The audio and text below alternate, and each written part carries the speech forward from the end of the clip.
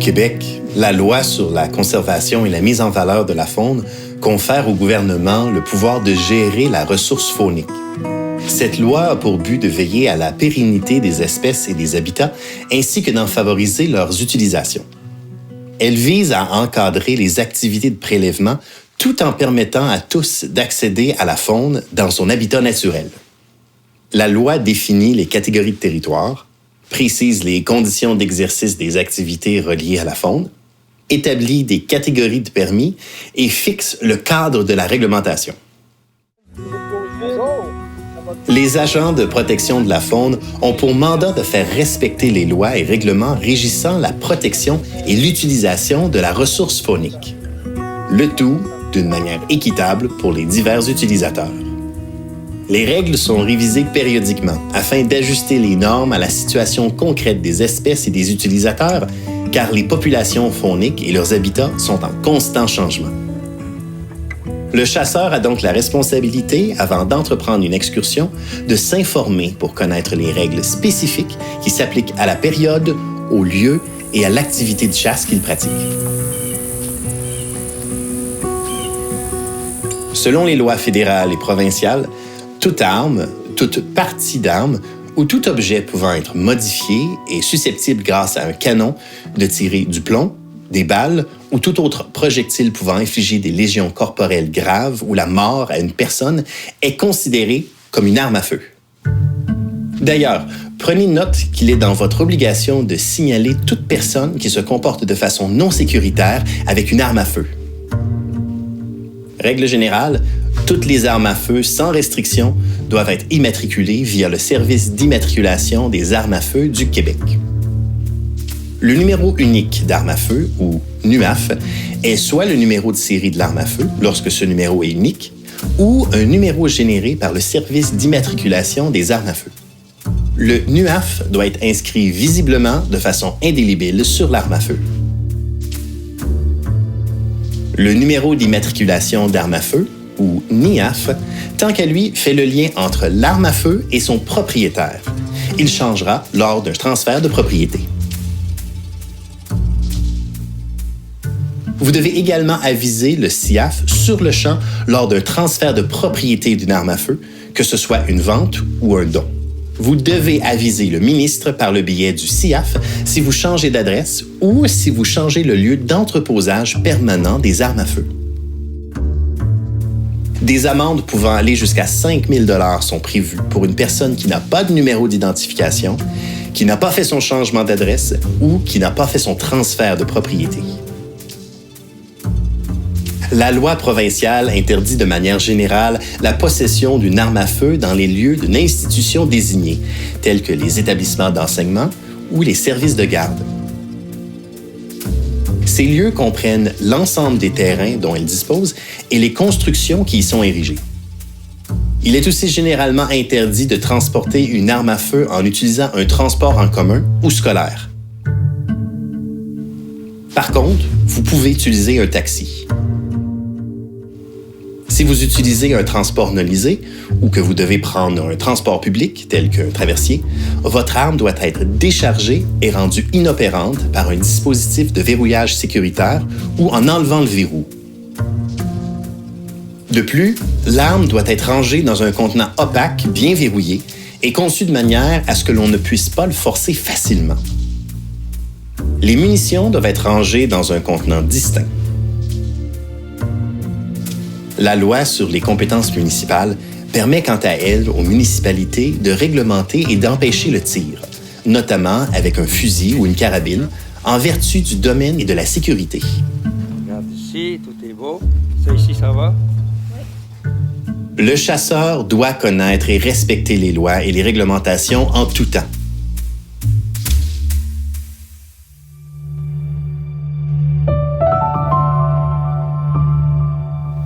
Au Québec, le propriétaire d'un terrain privé n'est pas propriétaire de la faune qui s'y trouve. Il peut cependant interdire l'accès ou le passage d'une personne sur sa propriété. Il peut ainsi expulser tout intrus et faire appel à la police pour faire respecter son droit. Si vous voulez chasser sur un terrain privé, vous devez absolument obtenir la permission écrite ou verbale du propriétaire avant d'accéder à cette propriété. Il existe d'ailleurs une entente propriétaire-chasseur disponible sur le site Internet de la FDCP.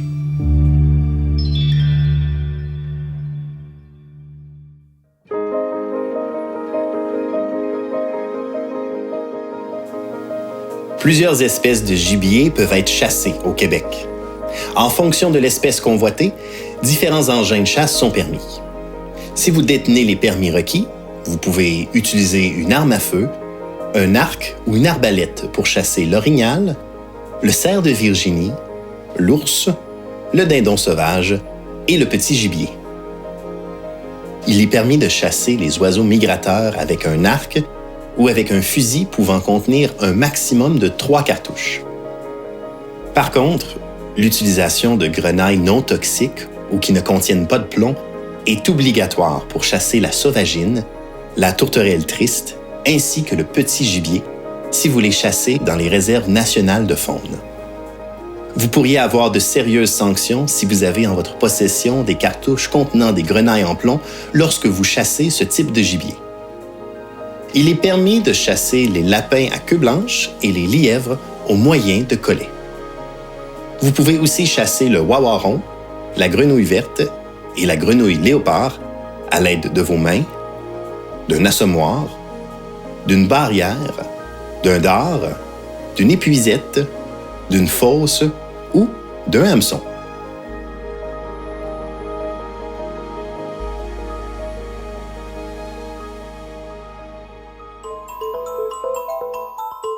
Bienvenue à cette leçon réglementaire sur la chasse avec arme à feu. Cette formation s'inscrit dans le cadre du programme d'éducation en sécurité et en conservation de la faune. Elle s'adresse aux aspirants chasseurs suivant les cours obligatoires menant à l'obtention du certificat du chasseur. Au Québec, pour chasser avec une arme à feu, vous devez obtenir un certificat du chasseur. La codification F, à l'endos de ce certificat, vous permet de chasser avec une carabine, un fusil, une arme à chargement par la bouche ou une arme à air comprimé. Pour obtenir le certificat du chasseur, vous devez avoir suivi les cours et réussi les examens du Cours canadien de sécurité dans le maniement des armes à feu et d'initiation à la chasse avec arme à feu. Le certificat du chasseur vous permet d'acheter le permis approprié à l'espèce chassée. Pour que le permis soit valide, il doit être signé par le titulaire et s'il y a un coupon de transport, ce dernier ne doit pas avoir été détaché du permis. Le chasseur doit porter le permis de chasse sur lui, de manière à pouvoir le présenter à la demande d'un agent ou d'un assistant de protection de la faune. Il est possible, dans les réserves fauniques, les pourvoiries à droit exclusif et certaines ZEC, de signer un engagement pour partager un permis de gros gibier. Mais informez-vous, le partage de ce permis est sujet à certaines conditions.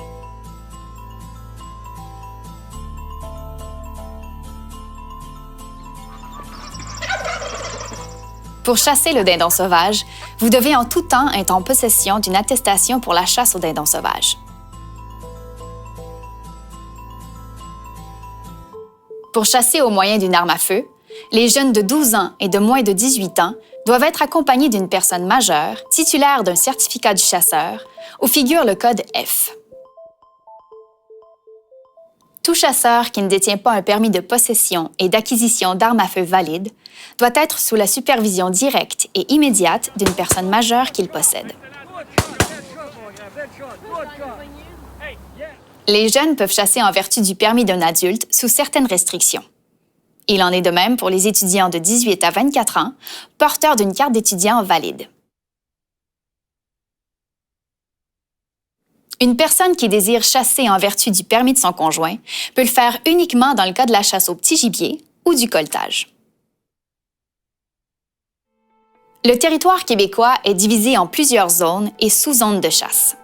Chacune est susceptible de comporter des règles particulières qu'il est important de connaître pour chasser en toute légalité.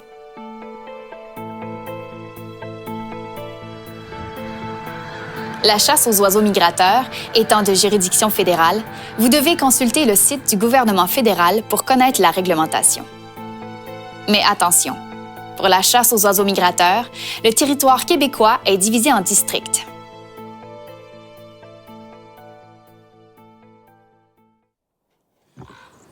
Toute personne a le droit de chasser conformément à la loi.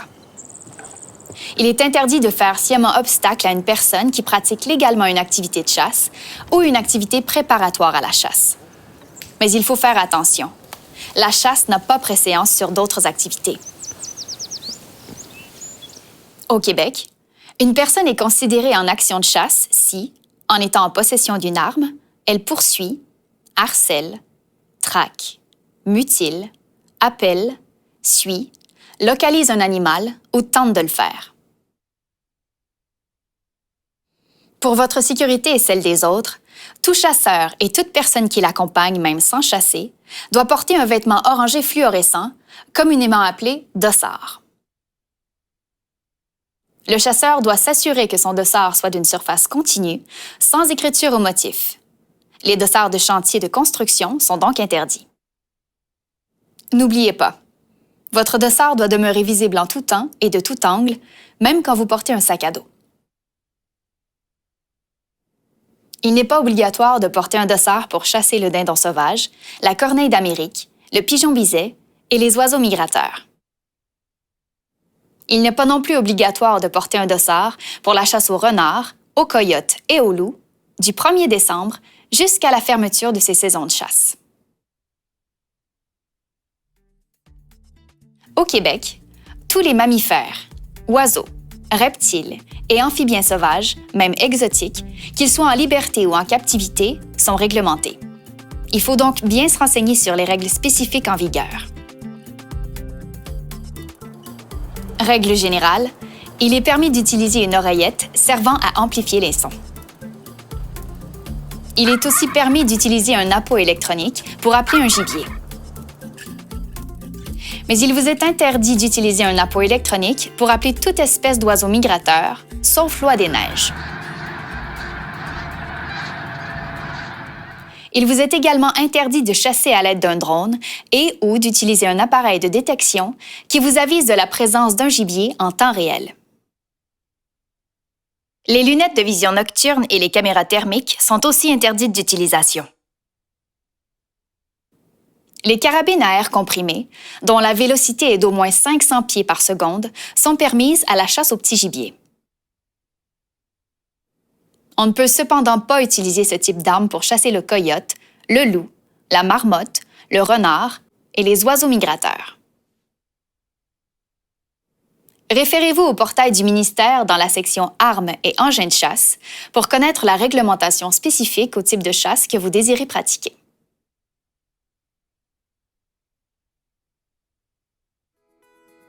Au Québec, vous avez le droit de chasser 30 minutes avant le lever du soleil et de poursuivre votre chasse jusqu'à 30 minutes après le coucher du soleil. Par contre, il vous est possible de vous rendre ou de sortir de votre lieu de chasse à pied, avec une arme qui n'est pas remisée et non chargée, 1 heure avant ou après la période permise pour la chasse. Mais attention! Si vous circulez en véhicule motorisé avant ou après la période de chasse, votre arme doit être déchargée et insérée dans un étui fermé. À la suite de la période de déplacement, votre arme doit être remisée conformément à la législation. Par exemple, la nuit, si votre arme se trouve à l'intérieur de votre véhicule, elle doit être remisée dans un étui fermé.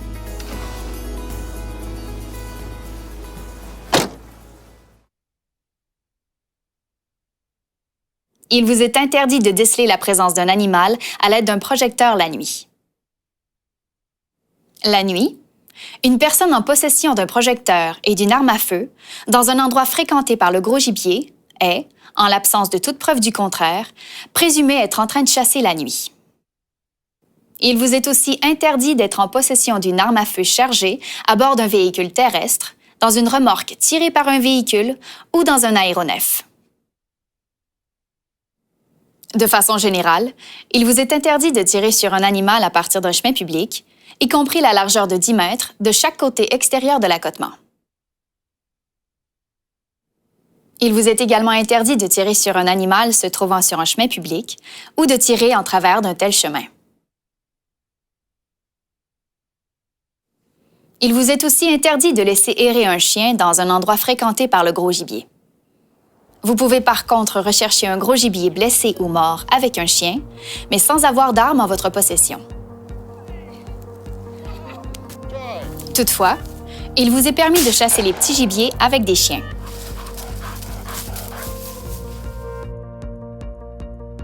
Pour chasser l'orignal, vous devez former une expédition, soit un groupe de 2 ou 3 chasseurs, selon le type de territoire. L'expédition de chasse prend fin lorsqu'un orignal est abattu ou lorsqu'aucune des personnes de votre expédition n'a pratiqué la chasse à l'orignal au cours d'une journée dans ce lieu de chasse. Les bois de 10 cm et plus représentent le seul indice vous certifiant que l'animal est un mâle adulte. S'ils ne sont pas apparents, il peut s'agir d'une femelle adulte ou d'un veau. En général, la limite annuelle est d'un orignal pour 2 chasseurs, mais dans certaines ZEC, la limite peut être d'un orignal pour 3 chasseurs.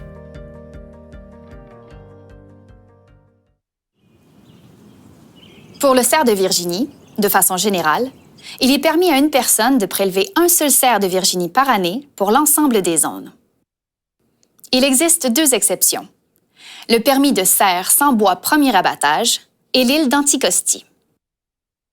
Un permis de chasse au cerf sans bois premier abattage ne peut être utilisé que si son titulaire détient aussi un permis régulier de chasse au cerf de Virginie valide.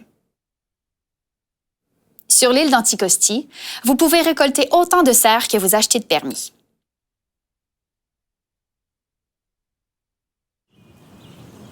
Pour l'ours noir, il est permis à un chasseur d'abattre 2 ours noirs par année, dont le second doit être prélevé obligatoirement à l'automne.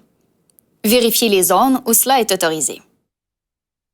Il est à noter que la possession de vésicules biliaires d'ours détachées de la carcasse est interdite en tout temps.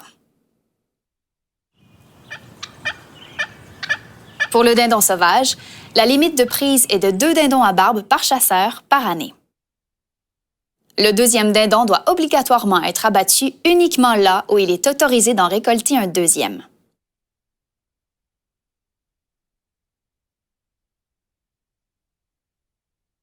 Certaines espèces de petits gibiers sont soumises à des limites de prise et de possession. Dans le cas des gélinottes, tétras et perdrix grises, la limite de prise est de 5 oiseaux en tout par jour, toute espèce confondue. La limite de possession est de 15 oiseaux. Pour les lagopèdes, la limite de prise quotidienne est de 10 par jour et la limite de possession est de 30 oiseaux.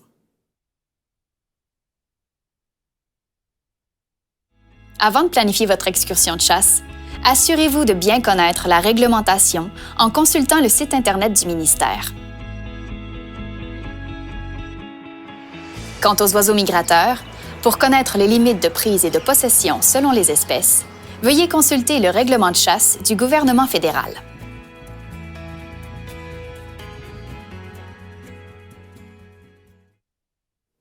Les coupons de transport se trouvent directement sur le permis. Dès que l'animal abattu est retrouvé, il faut immédiatement apposer le coupon sur l'animal. Dans le cas de l'orignal, l'abatteur doit veiller, le jour même de l'abattage, à ce que soit attaché sur l'animal le nombre de coupons de transport supplémentaires correspondant à la limite permise. Une fois le gros gibier ou le dindon sauvage abattu, l'abatteur a un maximum de 48 heures après sa sortie du lieu de chasse pour enregistrer son animal. En règle générale, les gens enregistrent leur animal éviscéré en entier. La liste des stations d'enregistrement est disponible sur le site Internet du ministère. Lors de l'enregistrement, dans le cas d'un orignal découpé en quartiers, vous devez aussi présenter la tête entière ou la mâchoire inférieure complète et, s'il s'agit d'un mâle, les bois attachés à la calotte crânienne ou à une partie de celle-ci.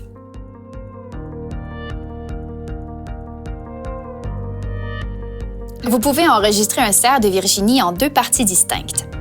Dans le cas d'une femelle, la partie arrière doit comprendre la vulve. Dans le cas d'un mâle, la partie arrière doit comprendre le scrotum. Le but de cette exigence est de s'assurer qu'il s'agisse bien des deux parties identifiables d'un même animal. Pour enregistrer un ours noir, vous devez présenter la carcasse ou la fourrure de l'animal.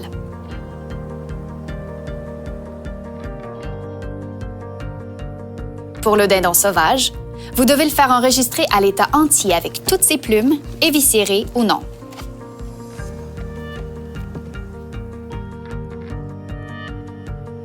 Vous n'avez pas enregistré les oiseaux migrateurs. Mais lors d'un transport, vous devez garder une aile intacte avec toutes ses plumes attachées à la carcasse de l'oiseau pour identifier l'espèce. Plusieurs animaux sont à déclaration obligatoire au Québec. Si vous trouvez ou capturez de façon accidentelle un animal à déclaration obligatoire, vous devez contacter sans délai le service SOS Braconnage pour le déclarer à un agent de protection de la faune.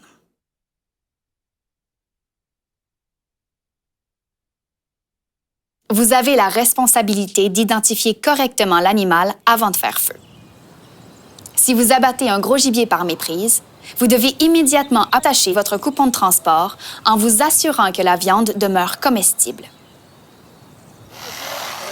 Vous devez ensuite contacter sans délai le service SOS Braconnage pour remettre l'animal à un agent de protection de la faune. C'est pour ça qu'on est en train de lutter pour ne pas rien perdre.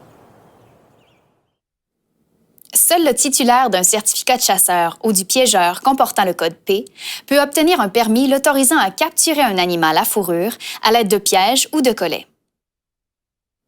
Toutefois, vous pouvez chasser les lapins à queue blanche et les lièvres d'Amérique au moyen de collets si vous possédez un permis de chasse au petit gibier ou un permis de colletage.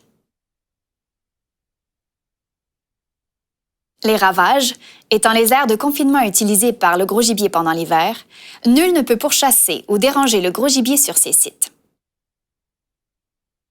Il vous est aussi interdit de pourchasser, mutiler ou tuer volontairement un animal avec un véhicule, un aéronef ou une embarcation motorisée. Il vous est aussi interdit de vendre, d'acheter ou d'échanger de la chair d'animaux récoltés lors de chasses sportives au Québec. Il y a cependant des exceptions, telles que le lièvre et l'ours noir.